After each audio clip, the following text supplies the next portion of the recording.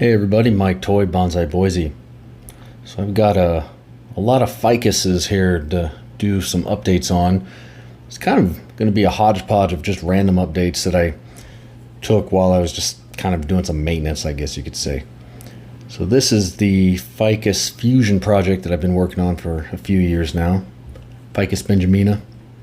If you've seen any of my previous videos, then you will have seen I've used a lot of different methods to try to bond these trees together.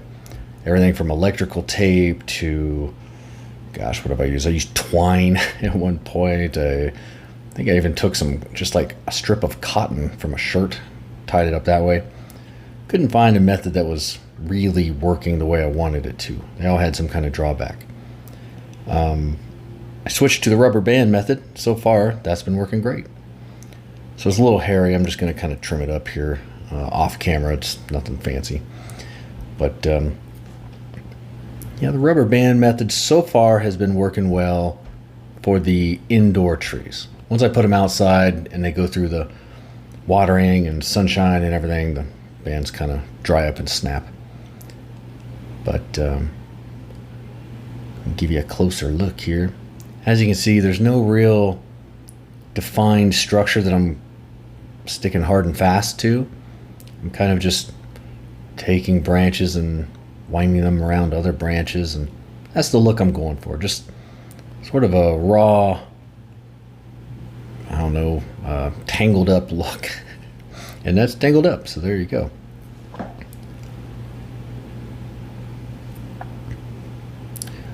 Got some ladybugs there. I think I caught them in the act. Sorry about that. We'll be on our way.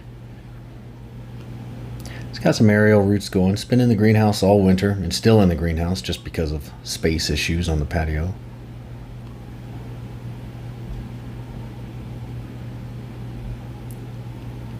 But yeah, it is starting to fuse together. There's a couple of trouble spots that, had I known then what I know now, I would have done it a little different. You can see it's fusing together there. But there's a couple of trouble spots down at the base in particular. There's some gaps that it's going to be real hard to fill. I'm not sure how I'm going to do it yet. I might have to stick yet another cutting or two down there to fuse in to some of those gaps. See, it's fusing together there. So it's happening. It's fusing together.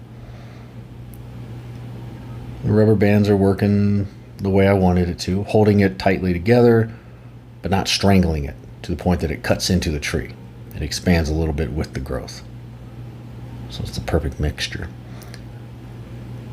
This is a different Ficus benjamina. Not really sure what I want to do with it. I like the lean, but also I don't like how long and straight that branch is off to the right. So I'm going to do something drastic. Look away if you're squeamish of heart. But and there it is. Had to happen. Well, I guess it didn't have to. But it did anyway. And I like it better now. It's still in development. It's got a long way to go. But it's got some better movement now. And it's got some taper. So it's thicker on the bottom half and thinner on the top half. It's kind of some extreme, like a 50-50 difference taper. But it's taper. I'll clean up the nub a little later. I'll just give it some room to die back. Yeah, so occasionally you got to just make some big cuts. That's what this one was. Here is one of many other Ficus fusions that I'm working on. I did a video called, I think it was Bush to Bonsai. I bought a gigantic Ficus benjamina for $20 on Craigslist last fall. And I air layered some of it, and I took cuttings from some of it, and did all kinds of fun stuff. So I have a million cuttings. I decided to fuse a lot of them together. So I probably got, I don't know, maybe 25 of these, just like this right here. Where I just took a bunch of cuttings that rooted, put them together, wrapped them up with one thing or another, rubber bands or whatever, and just been sort of letting them grow wild. I'll let it grow, and then I'll kind of hack it back a little bit for space. I'll show you more here in a minute. But here's another fusion I'm working on. I don't know the style of this, so let's pull it out and take a look at it. That one too. So this one is kind of like a, I don't know, I'm working on fusing it together down at the very bottom. Oh yeah, that's a little accent tree I just stuck in there, and now I kind of like it. As you can see, I'm fusing it down at the bottom, and then it just widens out, just sort of branches out. It's kind of a broom style, I guess, in a way. It's got a big wide canopy and coming down to a little stubby base. I'm not sure how I got there, it's just how I got there with it.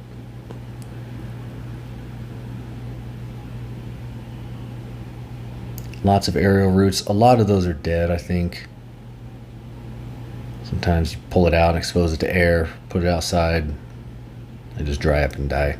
They're not big enough. Here's one that I'm going, this is a longer term goal for this. Right now it just looks like a bunch of sticks in a pot, which is basically what it is.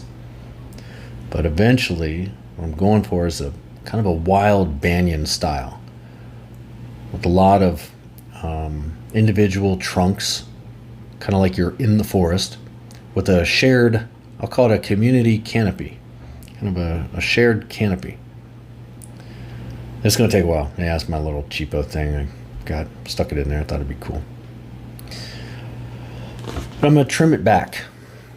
And yeah, I put a bunch of ladybugs in my greenhouse. They work like a charm, by the way. I was getting some bugs in there. Put ladybugs in, they get rid of the bugs. Best $10 ever spent. When it comes to trimming Ficus benjaminas, there's a couple of things that I've picked up with all my experiments. One, the darker green leaves, being the older leaves, are the ones I typically target. Reason being, while they are, you can tell a difference here. I'll show you an example. The new growth is the lighter green. The old growth is the really dark green. If you hold them up next to each other, you can tell pretty stark difference. So as you can see, they look very different, and they feel very different. The darker green, older leaves tend to be more hardy. They're tougher, they can survive more, but they don't really, it's almost like they choke off any new growth in a way. When you get rid of the old growth, new growth just sort of shoots out, maybe 3 or 4 new leaves. So sacrifice one, get 3 or 4 new ones. The downside is that you're kind of doing the opposite of ramification when you do that, because the old growth tends to pop up like at the inside of the elbow of a branch, for example, and you get rid of it, new growth spurts out, but then you get this long leggy growth. So you'll just be aware of that when you're doing it. It's got to take the good with the bad, I guess. But I've had it where some of this old growth, like if it's the only leaf on a branch, you don't want to get rid of it because the whole branch will die off of Ficus benjamina usually. So I'll just wait for something else to back bud, so then I can get rid of the old leaf, and it could just stay like that for years and just choke off any new growth from ever happening. So yeah, don't laugh at my throwing in the fertilizer there. I'm not left-handed, and I'm holding the camera, and the sun was in my eyes. Check out this nozzle. I got a package of, I think, 6 or 8 of those on Amazon for $5, and it has changed my life. Look at that. Look at that. Look at that accuracy. I was taking a thumbtack and poking it into the 2-liter bottle lid before this, and it worked. Just kind of sprayed randomly sometimes, but now no more of that. Now I'm spraying like a king. But seriously, it really was the best $5 I ever spent on Amazon. There's always those hard to reach plants in the back of the greenhouse or something, and you know, now I can get to them. So I'm going to do the plastic bag trick on this one. You get it all watered down, you spray some moisture all over the leaves, get it nice and wet and humid, then you put a bag over it, and it really spawns a lot of growth and some aerial roots. I mean, it's almost worked 100% of the time. I say almost, maybe not 100%, but it works most of the time. This is a windswept look that I'm going for on this Ficus benjamina. I've got more Ficus benjamina than I know what to do with. If you're ever in Boise and you need some Ficus benjamina, just give me a call. Yeah, nothing too fancy here.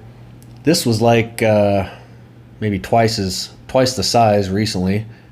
So you had big branch coming out there, and I chopped it off just like I did that one previous a couple trees ago. I just thought, you know, I like the windswept look. It's kind of got that going on already. I'm just going to work with it, emphasize it a little bit more, and we'll just make that its dominant feature. We'll make that its style. That branch, I'm not sure yet. It kind of sticks out like a big awkward sore thumb. But yeah, nothing too fancy, just my windswept Ficus benjamina. I don't think I've ever done a video on this one, so it's kind of the intro to it.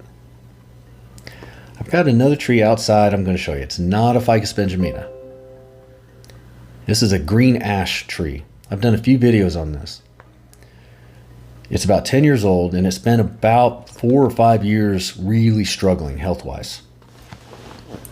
It responded very badly to some insecticide about 5 years ago, and it's just barely clung to life ever since. And then this spring, early spring, I repotted it, trimmed it up real good, and it, for whatever reason, it just loved that and the new soil, and it just took off. It's got all this healthy growth. You can see big cuts there where I did some big cuts. Yes, 3 branches coming out of one spot. Big no-no, but for now, for the look of it, I gotta keep it that way. Fills it in. But that's not why I'm showing you this green ash. What I'm showing you, those big cuts that I made, stuck them in here. They've been in there for months now. I did not think you could root cuttings from a green ash, especially big thick ones the size of your thumb. But lo and behold, I did. See the roots there? I thought it was curious that it had that foliage all this time. I didn't really pay much attention to it until just that day, and this was about 2 weeks ago that I did all these videos. The second cutting that I had has foliage, but oddly enough has no roots. So I'm not sure what kind of voodoo magic is happening there, but no roots yet on this one. I snuck away and took a quick little video look at how the roots have grown just in the past 2 weeks, just since I made this video, and I'll show you what that looks like here in a second. But yeah, I thought it was kind of cool that you can root an ash cutting that size. So in theory, I mean, these ash trees grow everywhere, any park or parking lot, and you can in theory just go around with clippers and just take some cuttings and make yourself some pre-bonsai if you do it at the right time of year. Here it is 2 weeks later. You can see those roots are really taking off out of the one spot. Now I'm at a curious place with it where I don't really know what to do. I'm scared to put it in a pot with soil. I'm afraid it'll, not make it, but I don't want to wait too long either. So I'm hoping it sprouts roots out of the other side of that as well. So then I've got 2 spots with roots. I feel better. I'll let you know how it goes either way. So that's the green ash tree. Now back to the ficus. Here's a bunch more ficus fusions and random projects I'm doing. I stuck these out on the patio. As you can see, I really just kind of bound a bunch together and just seeing what happens.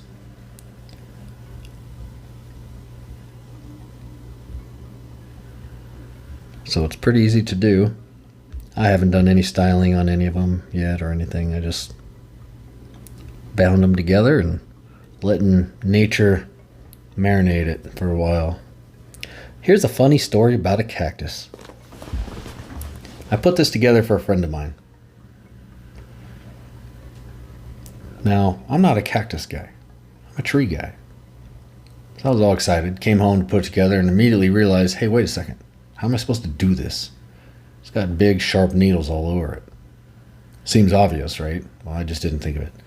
So I was worried about that big fat one on the left, because you can see those bad boys. The other two accent cactuses, or cacti, I don't see any needles at all, so I'm just handling those like no problem. I don't see any, I don't feel any. Then, after a few minutes, my hands start kind of burning. I look down, there's little red dots all over it. I look really close in some good lighting, and I see that it, in fact, does have needles. Thousands of them. Microscopic little needles that get into your skin and you can't get them out. Now, luckily, since then, I've healed up a little bit. But there for a while, it was pretty ugly. So, oh, pardon my computer noises there. So yeah, that was a lesson for this non-cacti guy. Don't touch cacti. Don't trust any of them. They'll get you. So then just a quick look inside the greenhouse. Everything's growing well. Like I mentioned earlier, I went to Zamzo's and bought some ladybugs for $10. I think you get like 500 of them for $10. And up to that point, these trees were kind of just hanging on. They weren't growing or shrinking or anything. They were just staying. Throw some ladybugs in there. They eat all the little mites and, fruit flies and whatever it is. So I highly recommend doing that. So that's a look at my ficus fusions and all of my ficus projects. Thanks for watching. Appreciate everybody who does. And have a good rest of your day.